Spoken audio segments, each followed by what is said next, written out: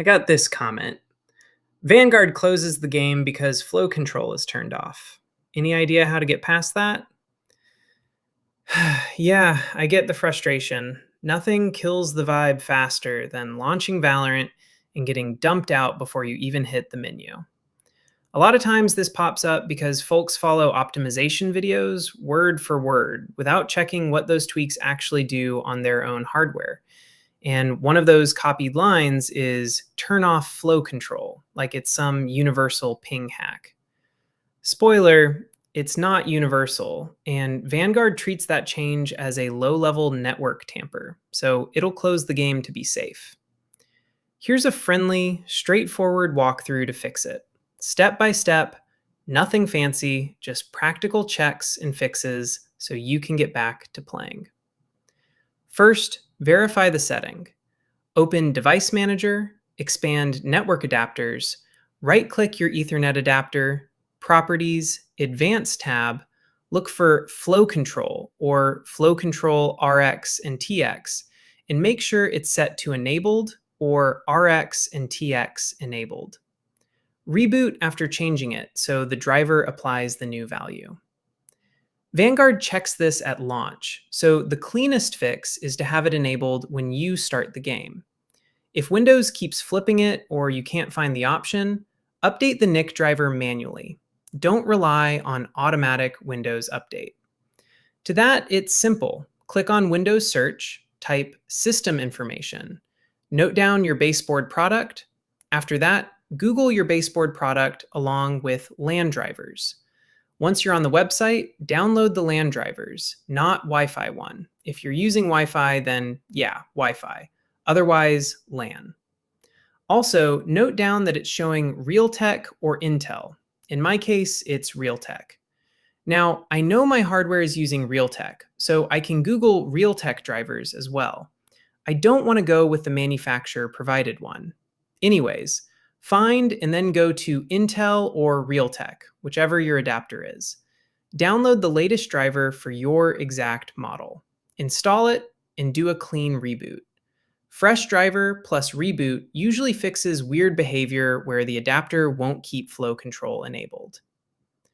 Next, undo any third-party network or latency optimizer tools you installed. Things that change NIC offloads, MAC spoofers, or random registry scripts can toggle flow control or other offloads without you remembering. Uninstall those tools or at least revert their changes.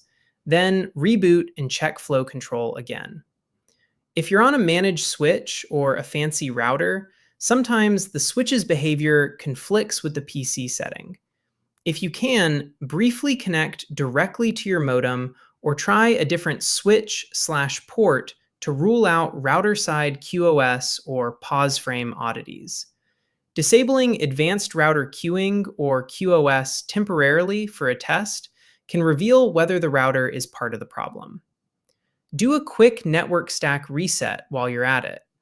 Open CMD as admin and run netsh space int space IP space reset. netsh space winsock space reset.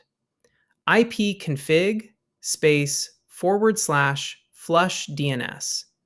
Reboot after those commands and recheck flow control in Device Manager. Lastly, if you want a clean test for Vanguard specifically, do a clean boot. Click on the Windows search, type msconfig to open the system configuration, go into the services, then check Hide All Microsoft Services. Just make Do Not Uncheck VGC service. It's related to the Vanguard service. Anyways, disable non-Microsoft startup items and third-party services. Then reboot your PC and enable flow control, as I told you in step 1, before launch Valorant. If it works under clean boot, you've narrowed the culprit to some background app or service. One practical workflow that many people use: keep flow control enabled for your Valorant session. Launch the game, play, then, if you really prefer it off for general browsing, you can toggle it afterward. But no, Vanguard reads that state at launch, so it must be enabled when you start the game. Lastly, if the problem persists and you want one more diagnostic step, try another PC or laptop on the same network. If Vanguard only crashes on your machine but not on the other, it's almost certainly a local driver/tool issue. If it happens everywhere on the same network, check the router/switch. And that's it.